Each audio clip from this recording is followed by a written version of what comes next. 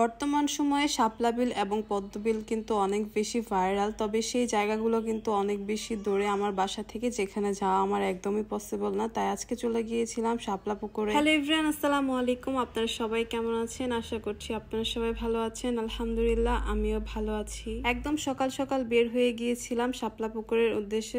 পুকুরে যাওয়ার পরে দেখলাম যে পুকুরটা পরিষ্কার করা হচ্ছে, মানে যতগুলো আগাছা আছে পুকুরে সব উঠানো হচ্ছে।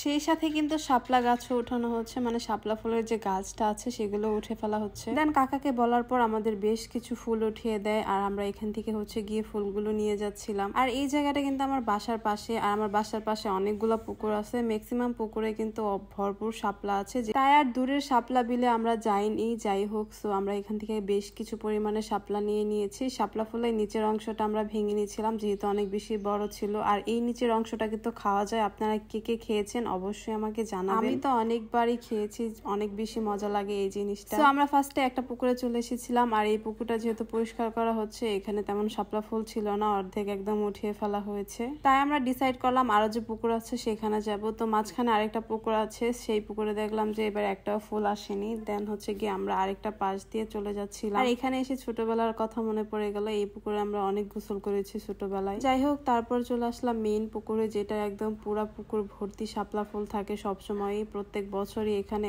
একদম ভরপুর শাপলা গাছ দিয়ে ভরপুর থাকে, মানে ফুল দিয়ে একদম ভরপুরই থাকে। আর এই পুকুরের চারপাশের জায়গাটাও এত বেশি সুন্দর, মনোমুগ্ধকর পরিবেশ, ঠান্ডা ঠান্ডা একদম। সো আমরা যেহেতু অনেকদিন পরে এসেছিলাম, ফুল একটু কমেছিল, মানে কয়েকদিন আগে এখানে একদম ভরপুর ফুল ছিল।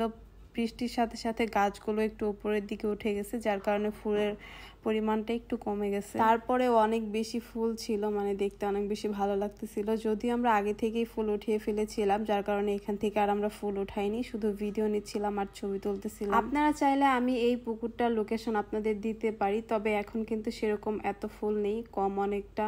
সো তারপরে যদি আপনাদের এই লোকেশনটা লাগে, আমাকে অবশ্যই কমেন্টের মাধ্যমে জানাবেন, আপনাদেরকে আমি এই লোকেশনটা বলে দিব। পুকুরের বাইরেও গিয়ে ধান চাষ করার জমিতে অনেক ধরনের শাপলা ফুল ফুটেছিল, যেটা আমার কাছে লেগেছে যে এখান থেকে একদম সহজেই উঠানো যাবে।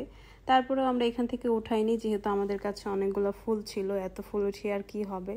যাই হোক, কয়েকটা ফুল উঠানো ছিল, যার কারণে আমরা এখান থেকে আর উঠাইনি। সো দেখতেছিলাম কিরকম। দেন আমি এখানে কিছু ছবি ক্লিক করি, ভিডিও ক্লিক করি, যেগুলো আপনারা অলরেডি আমার পেজে দেখে ফেলেছেন ছবিগুলা।